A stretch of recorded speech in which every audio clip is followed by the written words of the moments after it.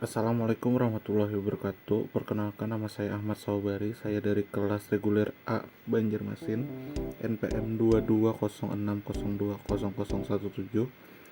Saya akan menjelaskan presentasi tugas video sejarah Islam dari Bapak Insinyur Adi Surya tentang sejarah Islam Datu Sanggul. Baik, kita mulai dari sejarah hidup Datu Sanggul yang memiliki nama asli Muhammad Abdus Samad. Beliau lahir pada abad 18 di Sumatera Selatan, khususnya Palembang.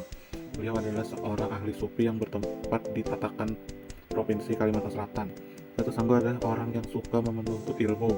Saat dia mengetahui di mana ada seorang guru atau ulama yang memiliki sebuah ilmu, Datu Sanggul tidak ragu-ragu untuk berguru kepada ulama tersebut. Salah satu guru dari Datu Sanggul ialah Datu Suban. Dalam riwayat, pada waktu itu di Kerajaan Banjar yang masyarakatnya sangat menjunjung tinggi nilai agama, mewajibkan bagi laki-laki yang sudah akil balik atau sudah dewasa untuk melaksanakan sholat Jumat di kampung masing-masing.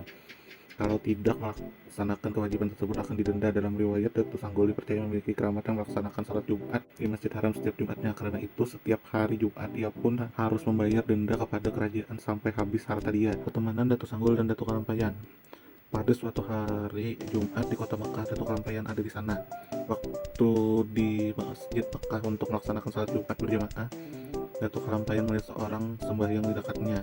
Tertarik untuk mengetahui karena orang itu mengenakan baju palimbangan hitam dan celana hitam serta memakai laung. Datu Kalampayan yakin bahwa ia bukan orang-orang Mekah karena orang-orang Mekah tidak ada yang berpakaian demikian. Pakaian seperti ini hanya dipakai oleh orang Banjar atau orang tanah Jawa. Dan peristiwa itu dilihat Datu Kalampayan selama beberapa kali Jumat. Tidak salah lagi, ini pasti orang Banjar, ujar Datu Kalampayan. Saya setiap Jumat datang ke sini untuk bersembahyang. Aku berasal dari Banjar, jelasnya Tatakan, ujar Datu Sanggul. Jika dibikin dengan apa kemari setiap Jumatnya, ujar Datu Kalampayan bertanya. Datu Sanggul pun menjawab, saya tidak memakai apa-apa, hanya karena hendak kemari saja, dan Allah kebetulan memberikan kekuatan kepadaku hingga aku sampai ke sini. Sejak pertemuan awal itu, Datu Sanggul dan Datu Kalampayan semakin sering bertemu di setiap Jumat, dan karena sering bertemu maka terjadilah persahabatan antar keduanya. Sering Datu Sanggul dibawa ke kediaman Syekh Muhammad Arsyad. Datu Sanggul pun tidak pernah menolak. Dari persahabatan keduanya ini pula, kemudian ada satu kitab yang dikenal kitab Barencong, yakni kitab yang dibagi dua secara diagonal. Satu bagian dipegang oleh Datu Kalampayan dan satu bagian lainnya dibawa oleh Datu Sanggul. Pemberian gelar Datu Sanggul diberikan karena beliau melaksanakan kalwat khusus yang diperintahkan oleh Datu Suban kepada murid-muridnya dengan berbagai macam zikir yang dilakukan.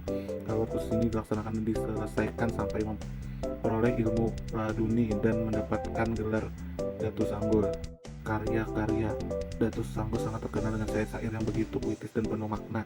Salah satu syair yang terkenal adalah syair pantun Saraba Ampat. Syair itu dilantunkan Datu Sanggul saat muncul dari tengah sungai dan berjalan di atas air dengan tenangnya tanpa basah sama sekali kecuali pada anggota wudhu. Menjelang akhir hayatnya, Datu Sanggul meminta dibawakan kain kafan dengan Datu Kalampayan apabila Datu Kalampayan selesai menuntut ilmu dari Mekah.